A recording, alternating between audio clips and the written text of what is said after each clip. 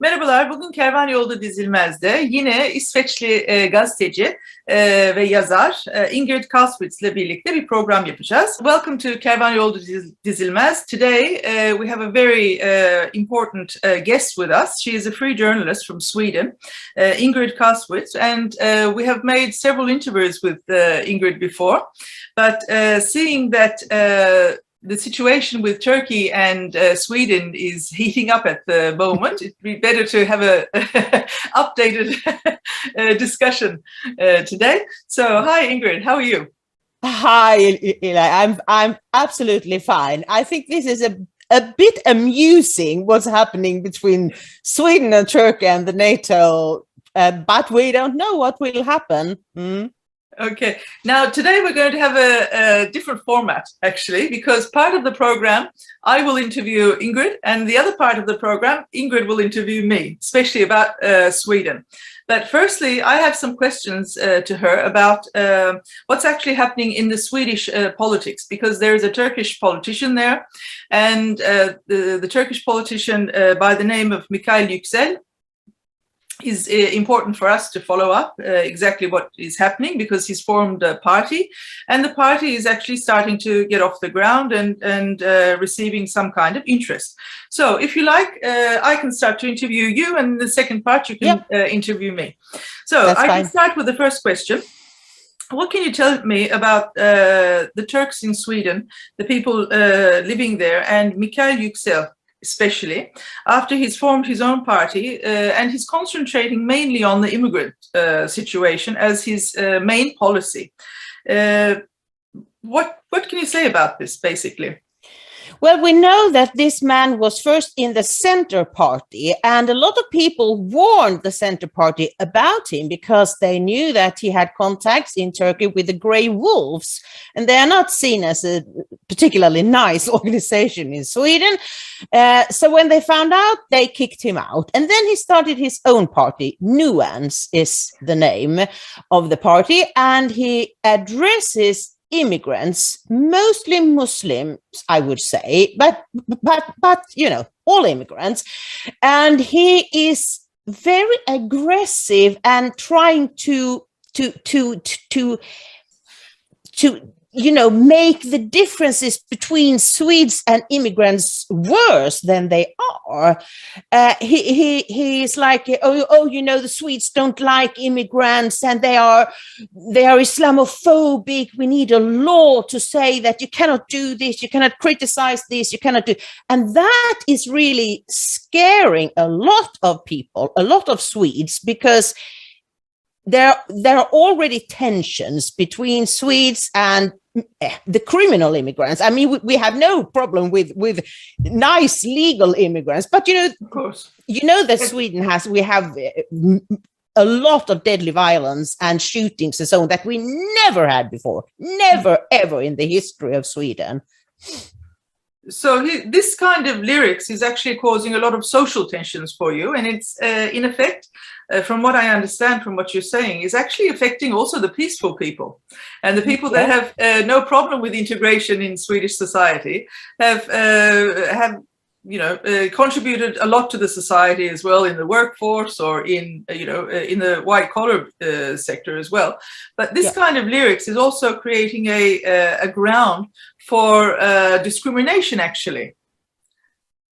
So yeah, and you know, I think that first we thought that he's never going to get into parliament, and because the immigrants, they always vote, most of these immigrants, they vote for the Social Democrats because they are the party with the power, and they want them to stay in there to you know, give them all the stability, the things they like.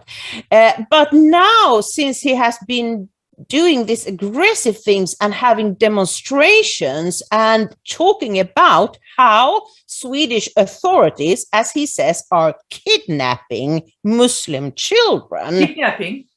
Kidnapping, that's what they call it. You know, in Sweden, we were the first country in the world to say that you cannot hit your children. that is abused. You cannot do it. It's against the law. So when, for example, the school, the teacher calls the social authorities and say, this child, she has a lot of bruises and she's crying and she's told us that her father is beating her up, for example, they will go to the family and say, you cannot do this. This is absolutely forbidden. And when they don't cooperate with the Swedish social authorities, they could take the children because they decide that these children are in danger. Yeah. And that is, lots of these immigrants, they've never heard of anything like this. Their children is their children. No one can take them away. So I understand that they get very, devastated but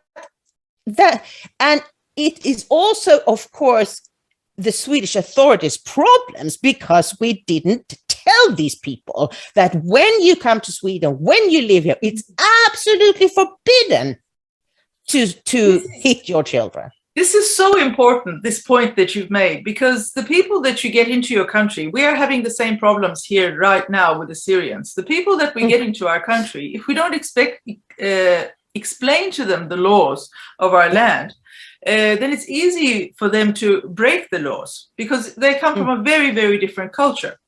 But at the same time, it works both ways. Firstly, the authorities must set the guidelines for them, but also the people that have come to the country also must research what the guidelines are. So it's like, it works both ways. It's a defect on both ways right now.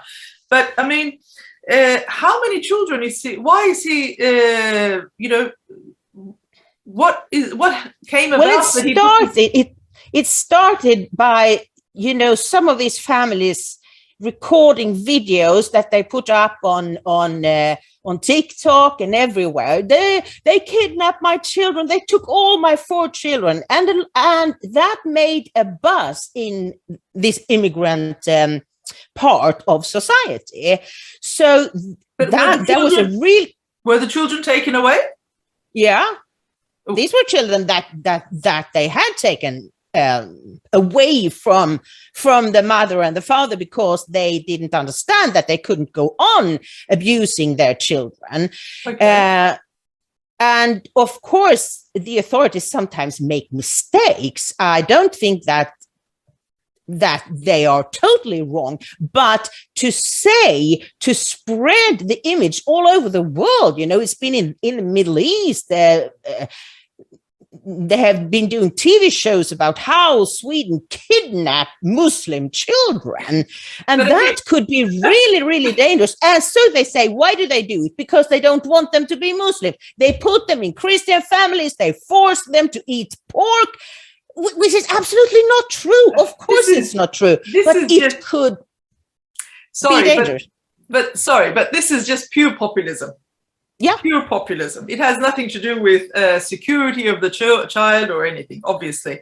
I mean, whatever the authorities in Sweden, obviously, they take protection of the child because the law enforces that every child is under the state protection until 18 years old. This is how it is in Turkey. I am sure it is how it is in Sweden as well.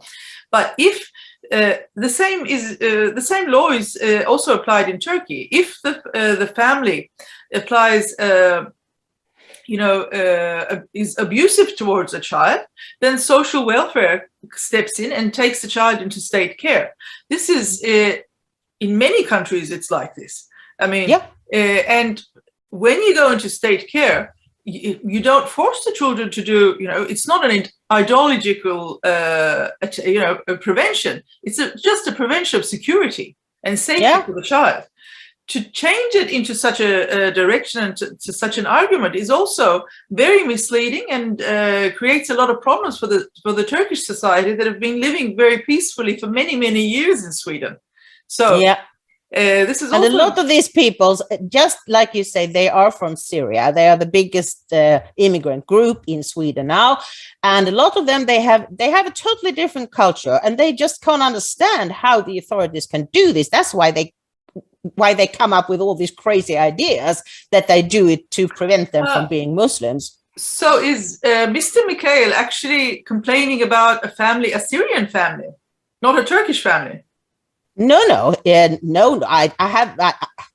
Maybe there are some Turks in his party, but he is mostly for the newly arrived immigrants, the ones that has come like the last 10, 15 years.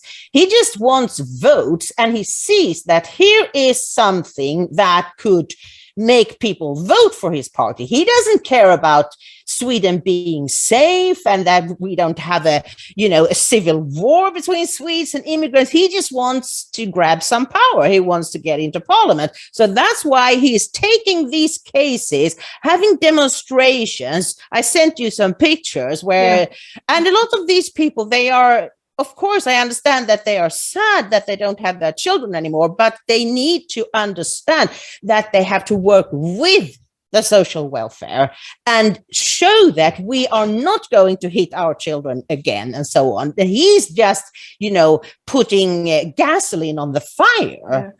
But, I think the major problem is, with Mr. Mikail, it's obvious that he's based his policies on pure populism. And, he has completely misunderstood the Swedish culture, obviously, from what we can see. But when we look at the Syrians and the Swedes, we can the way they look at the children is so different, and it's very obvious in what you've just explained, because the people from the Middle East look at their children as property. Yeah. Whereas the people from the West, for example, Sweden, you look at them as individuals. It's a very, very different outlook. Yeah. So that's why it's very different for the two cultures to understand each other, because it's like night and day. It's so different. And this is an education process. And when you get people, especially from war-torn countries, coming here, although they live in, complete comfort, the comfort is just physical. It's not mental. Yeah. No. So absolutely. It's really mental integration that is necessary for Sweden, and also for many other countries that have accepted refugees. That's the major problem. And I would say the major problem in Sweden is that we, our politicians, our government don't want us to discuss these things. And they have this, everyone in the world is just the same. As soon as they come to Sweden, they will start behaving like Swedes. What kind of stupid thing is that to say? Of course, you have to educate people, but then they get scared that we should say that Swedish culture is better than their culture. No, maybe it's not better, but this is Sweden. And here we have the Swedish culture and the Swedish laws. So you have to abide by those laws if you want to stay here. Exactly. But do you think that he will get into parliament? I'm beginning to be nervous about it because he has really gained some attention. A lot of newspapers has been covering these demonstrations and making stories about this phenomenon. So, but I think it may, I don't know, because 4% is quite a lot of votes to get into the parliament. So maybe not this time, but there is a chance that he alone could get into parliament if he gets more than 12% in one city. And Malmö is the city that he's going for because there is a huge immigrant population in Malmö. Yeah. The Swedes are in a minority. So maybe he could come in, but not when you get the 4%, you get 20 seats in the parliament, I think it is, or 16, something like that. So, but I think that I really am scared about this because we don't need more friction between Swedes and immigrants, more lies about they are like this and they are like that. It's not good at all. No, but it's unfortunately the current trend in the world right now, pure populism, and it's actually feeding on pure racism more than logic. And it's, well, actually with all the immigration, basically, unfortunately, the education standards in many countries have dropped. unfortunately, because it's not easy to integrate so many people into the education system and expect the education system to go as high as before, because the teachers are, they cannot catch up with all the different kind of performance of the students, basically. So in this middle period of transaction, then we have these kind of different political parties arising. We have the same also in Turkey as well, pure populism. And because, as you know, we have a huge refugee crisis here, where we are housing 5 million in Turkey and around 4 million in the buffer zone in Syria. And this is creating a lot of social tensions in Turkey. And we can see also here that some politicians are just going for, we have to send them back, we have to do this, we have to do that. Yeah, okay, we have to do this, but how are we going to do it logically? Realistically, we have to approach this, because otherwise, what we're actually doing is laying the groundwork for friction between two cultures, one that belongs here and one that doesn't. So they're really making the situation dangerous. Exactly. So let's see, when's your elections? In September. Oh, okay. So we will follow this up very closely, I think, with you. That would be interesting. So are you ready for my questions for you? Yes, I'm ready. Hold on.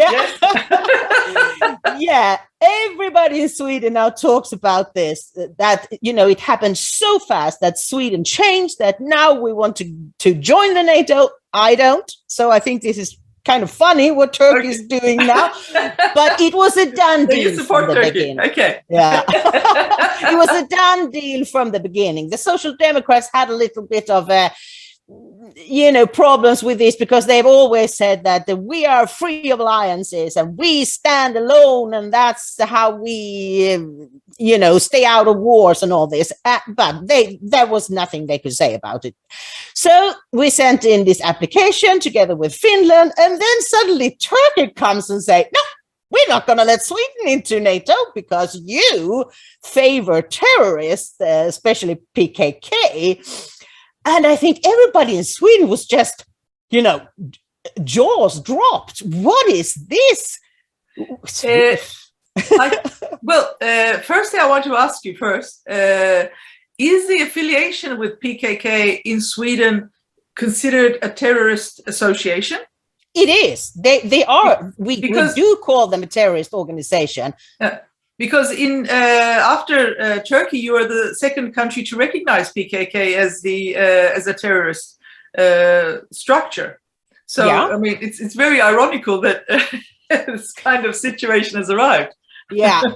And as far as I understand, we do support something called a YPG, who is a Syrian organization, but apparently has close links to PKK. So I think that is what Turkey is upset about. But do Turks talk about this? Is this a big issue in the newspapers and in the TV shows? Well, to be very honest with you, I mean, of course, the newspapers give this, but to the common Turk, this is not an issue, because right now we have such a deep economic crisis and a huge migration problem that, I mean, our agenda, the public agenda is very, very different. But the political and the journalism agenda is, of course, this, because it's really affecting our, foreign policy. But firstly, I want to really explain to you, in Turkey, the YPG is directly affiliated with the PKK. It's literally their Syrian office. Okay. So that's why, firstly, our president is very, strongly against this affiliation. And although you are you're the second country to denounce PKK and announce them as a terrorist organization, the Swedish relationship with the PKK has unfortunately continued. It continued so much that you're literally allowing them to, have freedom of speech and have protests, which a few days ago in 3 of your cities, Stockholm, Gothenburg, and Malmö, I think, they had some, marches and protests there. These kind of things are very, very, makes Turkey very uneasy, because you have over 100,000 Kurds living in Sweden. And many of the Kurds that are living there are really have basically wanted political asylum from you. So these kind of political asylum, you have to be affiliated with some kind of, hardcore politics to, want asylum. I mean, I'm a politician and I don't want asylum because I don't, I'm not affiliated with any kind of group. So just to give an example. So the problem is that the message that our president is trying to make very clear is we don't really have a problem with Sweden going into NATO, but Sweden and Finland must denounce the PKK and the YPG because they're literally the same group. One is in Syria and the other one is in Turkey. So without denouncing that, and also what we have seen is that your foreign minister has made several meetings with their leaders. You have also regular meetings that of your groups coming into Syria, into the the Kurdish zone, and having meetings with them as well. So these kind of things have created a very unstable image towards your outlook towards the PKK. Now, the PKK in Turkey, you have to really understand that it's created a lot of pain for Turkey. We have a lot of people that have been, a lot of our soldiers that have been martyred, a lot of civilians that have been martyred. We have over 50,000 people in general since 1984 that have died through terrorism. Wow. So, this is huge number. When you look at it that way, you can really understand why our president is, sensitive about this. I mean, I'm in opposition, but on certain issues, we have to really understand the background of the situation. Where, I mean, on this point, the president is right. Looking at on the Turkish side of it, because when you come into a union like NATO, and you cannot expect Turkey to stand side by side with a group that is, a country that is really supporting PKK and actively developing the establishment of a Kurdistan, another region, another proxy state within our borders. This is a huge security problem. I do really understand that, and I think that Sweden has been, playing under the carpet, or how to say it, for a long time. And the reason that last year the parliament offered more support for YPG, and why was that? Because one person, Amineh Kakabaveh, who used to be in the YPG, she's in parliament. She used to be for the Left Party, the former Communist Party, but they kicked her out. So now she's on her own, and she will not be there after September. But there is only one vote between the left making the government or the right making the government. So she sold her vote to support the Social Democratic Prime Minister if they promised more support to YPG. So I even saw there was someone from Turkey who said they would like to have Amineh Kakabaveh sent to Turkey, but I don't think that's possible because it's a Swedish citizen. We have enough problems. Yeah, I know. You can keep her in Sweden. But But I must say that having demonstrations, our freedom of speech is very clear on that. You can say any horrible stuff. We have used to be so, this is so important that if you start nagging on it, this organization can't have meetings and that organization, then you don't know where you will end up. So that's different, I think. But I do understand absolutely why Turkey is upset that Sweden has been, doing this. It's just double standard. Because, I mean, firstly, it's a double standard for the Swedish people. I mean, firstly, you are the second country to announce PKK as a terror organization, and then you turn around and support them. So, firstly, I mean, put aside Turkey, towards the Swedish people, it's not fair. Yeah. You know, no, it's not. I mean, a little while ago, you said that it was, you know, they announced that they were going to give more support. I checked it up, and they said that they were going to boost their support from $210 million to $376 million in 2023. I mean, you can just see that. I mean, this money is not going for lollipops. No, of course not. You know what I mean? So it's not a very innocent situation here. So that's why our president is very, you know, is insisting quite definitely on the association for Sweden must be very clear with PKK. YPG. They're the same organization, and we will not be affiliated with them. That's the bottom line with Turkey. Because you think that is what Sweden will need to do to get the yes vote from Turkey?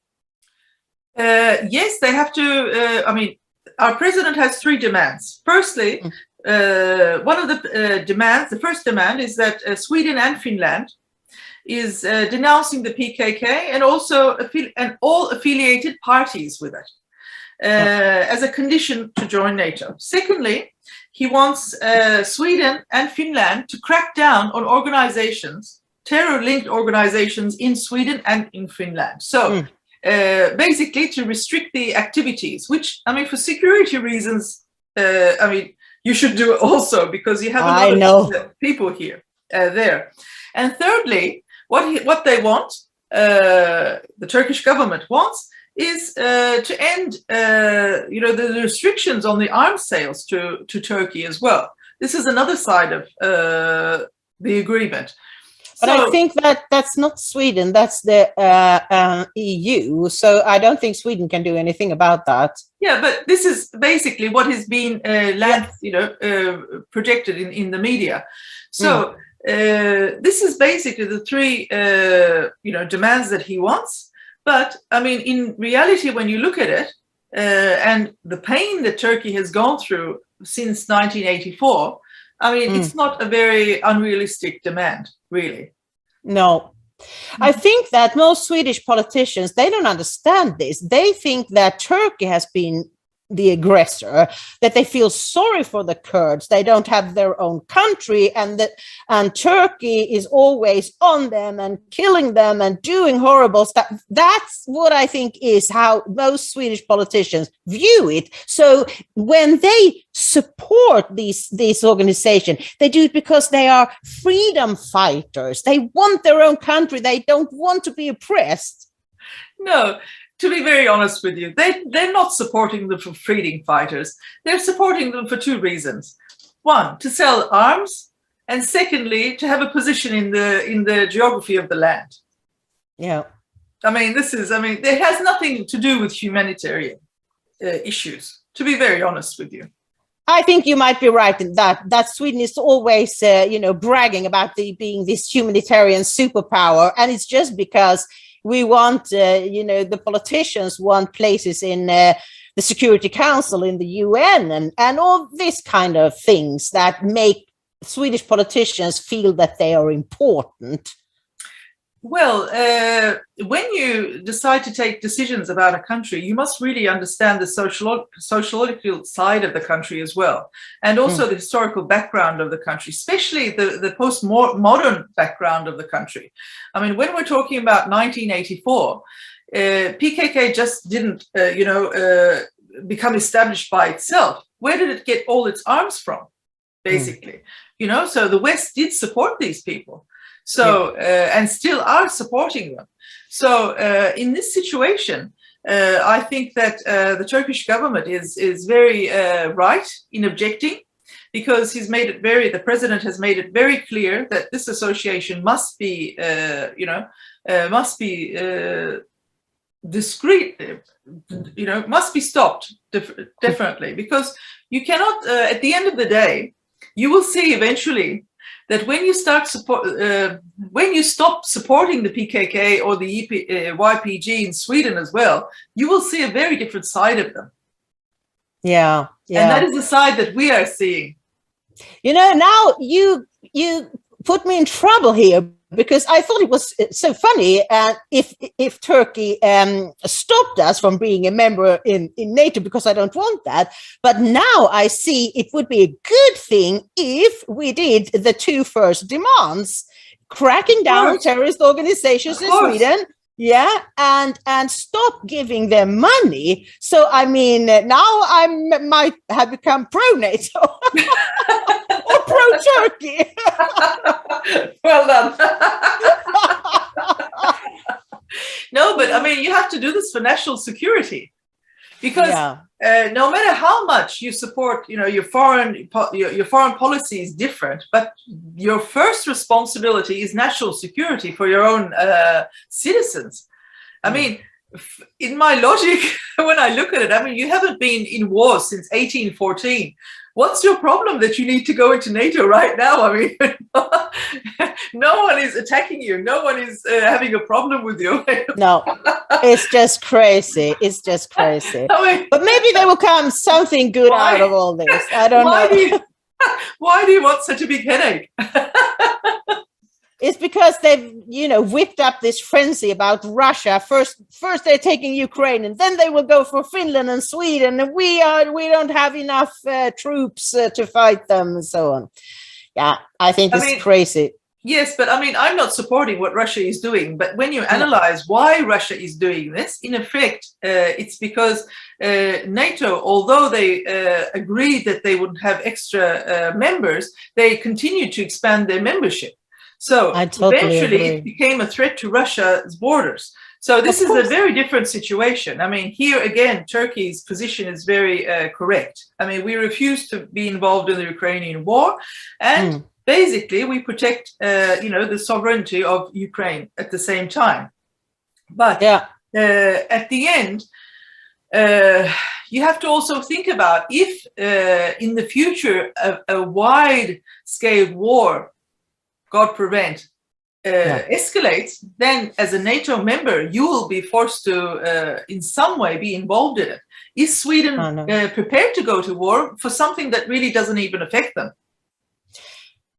I don't know. I think it's crazy. And it's, you know, they made this change in 1 month or something like that. And we will not have a referendum, and it's just to become a done deal. But if Turkey holds on to these things, maybe they won't let us in before September elections, and then it could become a thing in the elections. Maybe things have calmed down, that more Swedes will say, why would we need NATO? That sounds crazy. If you haven't needed it for 200 years, then why would you need it now? I mean, it's so stupid, so stupid. Ingrid, thank you very, very much. It's been a pleasure, really. As always. And, lovely. It's very important that we get very different, you know, overviews of the topics, which I think we're really establishing here. So let's do a program very soon as well to check up on how the NATO situation is going. Yeah. And then we must talk about the thing that we didn't have time for now, that do you think that there are some clashes between the feminist Sweden and the macho Turkey? We'll save that for the next program. Yeah, we'll do that. Okay, take care then. Thank you. Bye-bye. Thank you. Bye.